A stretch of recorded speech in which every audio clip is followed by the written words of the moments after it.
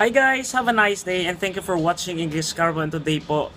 Napaka-importante po yung message ko po sa lahat ng mga Pilipino na gusto pong mag-abroad, especially po sa Dubai.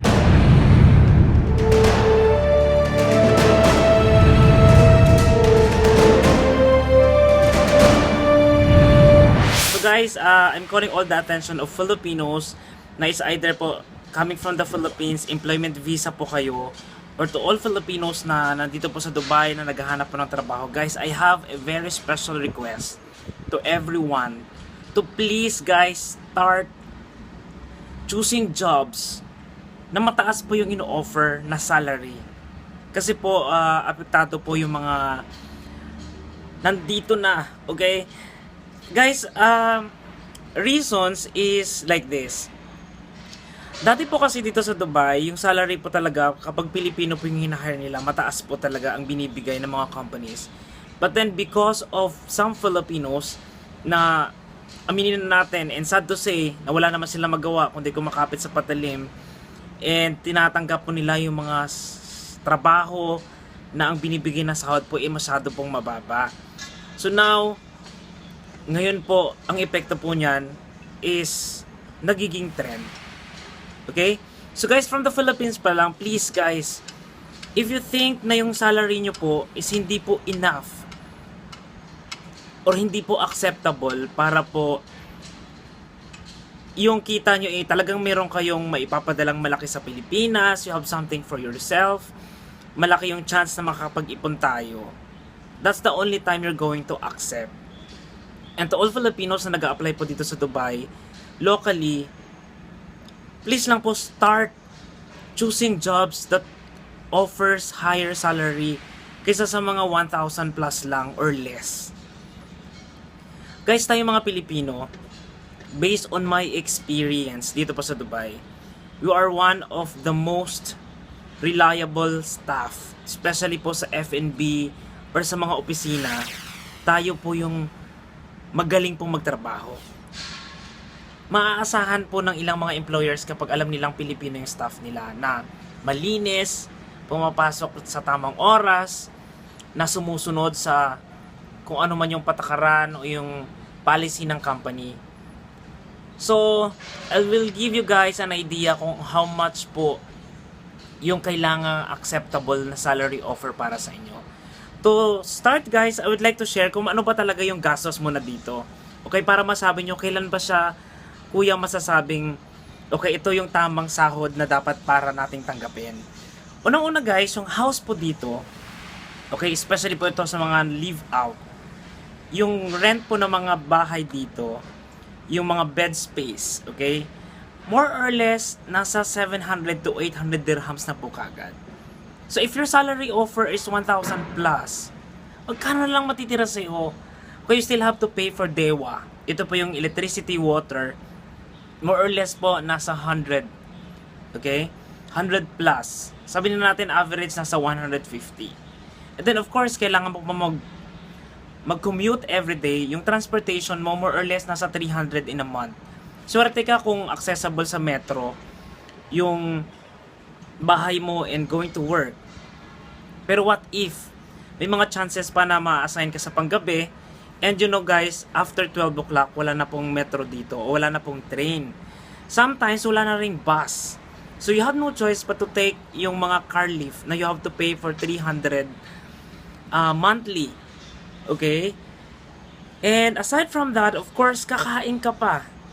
Sabihin na natin yung budget mo dapat for your food in a month is 500. So kung kukwentahin po natin yun, bahay is 800 plus 150 na DEWA, that's 950, 300 na transportation, magkano na yun? 1,250 plus pagkain na 500. So ano na yun, 1,3 na ba? 1,2 plus 500, that's 1,750. So sabi na natin more or less nasa 1,800 po yung personal expenses mo pa lang. This is one of the reason why most of new expat na mga Pilipinong nakakakuha ng trabaho dito hindi po nakakaipon. Kasi po, if we are to double check talaga yung actual na kita po ng isang OFW dito is kulang po. Kasi of course, hindi ka naman papayag na ipapadala mo lang sa Pilipinas is less than 10,000 pesos. In conversion po yun ha. So, ang mangyayari sa atin, we are just wasting our time here in Dubai if yung magkakaroon ng trend na ang pagtanggap natin ng trabaho dito sa Dubai is tinatanggap natin yung 2,000. 2,000 magkano lang matira sa'yo? Wala na. So guys, believe in yourself. Especially po sa mga bagong dating na naghahanap pa lang ng trabaho. Guys, especially if you have experience, ito po tandaan nyo na we are one of the best employee na maaari po nilang makuha dito sa Dubai. So start choosing and accepting jobs from different companies that offers better salary. Let's start a trend na hindi po tayo tumatanggap ng less than 2,500 or 3,000. 3,000 and up is better. Sa lahat naman po na nagsasabi na, kuya, kaya lang naman nila tinatanggap yung mga ganyang alok kasi nga patapos na yung visa nila. Guys, pwede nyo po akong i-message. Okay? Kung ano pwede kong magawa, maitulong sa inyo, kung paano po yung tamang pag-a-apply. Guys, based on experience, basta't araw-araw applyan mo lahat ng mga websites na alam mo, sipag lang yan, umalis ka everyday, mag-walk-in ka, try a new friend sa mga na-a-applyan mo, alis kayong grupo, sama-sama kayo, tulong-tulong tayong lahat, magkaisa tayong lahat ng mga nasa visit visa or tourist visa na nandito, or yung mga Filipino na may experience, lalo na po yung mga experience na po dito, you can demand salary higher than what you are expecting today. Kailangan po pakita natin na hindi po tayo Pilipino, hindi tayo yung tipo ng mga Pinoy na we just accept whatever is available na gusto nilang ibigay sa atin.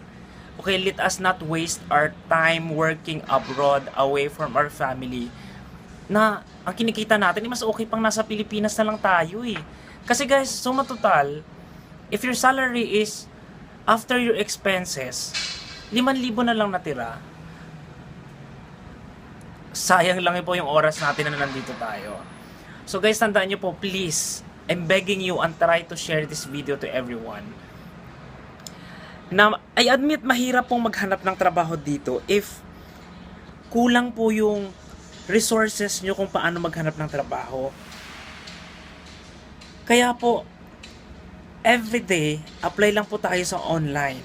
You will start from online job applications. And from there, kapag nakakuha kayo ng ilang interviews nyo, makakakilala kayo ng ilang Pilipino. So, maging friends po kayong lahat. And, alam mo yun, sama-sama kayo maghanap ng trabaho together. Para, alam mo yun, wala kang kaba na makikihati kayo sa taxi nyo if sobrang layo nun. Or you can also share experiences to each other. Dito po sa abroad, hindi po uso yung tawag nito, yung hilaan pa ba. Dito po dapat tulungan po tayo. Which, alam ko nangyayari dito na even yung mga taong hindi ko po kilala, may mga times na nakakasama ako sa pag-a-apply ng ilang mga naging friend ko sa Facebook or YouTube. Nakikita ko they are helping each other, they are sharing informations. Marami pong mga Facebook pages. Okay, katulad ng M2M Jobs, Friends in GCC, at kung ano-ano pa na mga Filipino pages na maaari pong makatulong sa inyo na sinishare po ng mga Filipino dyan if they have announcement of job openings from their own companies.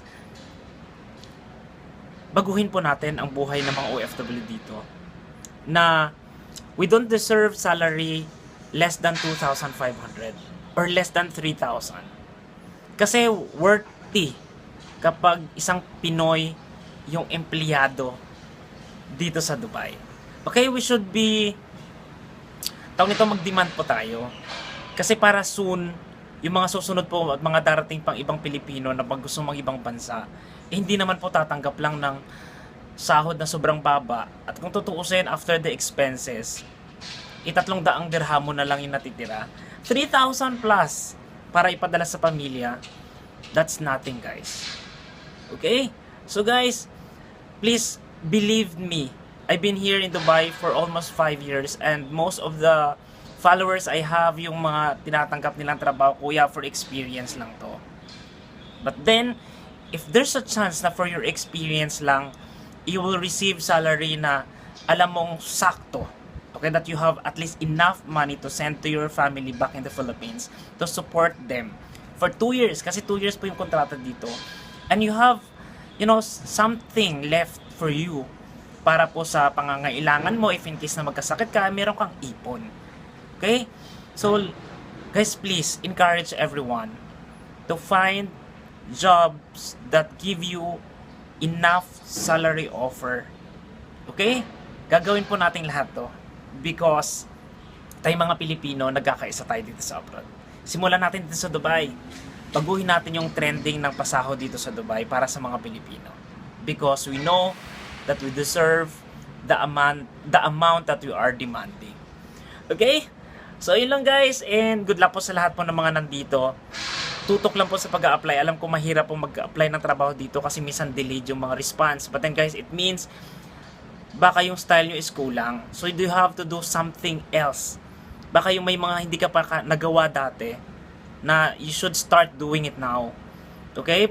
Huwag po tayong mahiyang magtanong sa mga kakilala natin if they have referrals, they have openings. Malaking tulong po yun. Alright, I think that's all for today guys. Thank you so much for watching this video again and I hope po may share nyo po to sa mga kaibigan yung gusto pong pumunta rito sa Dubai. Bye guys! Have a nice day! Ciao! God bless you all!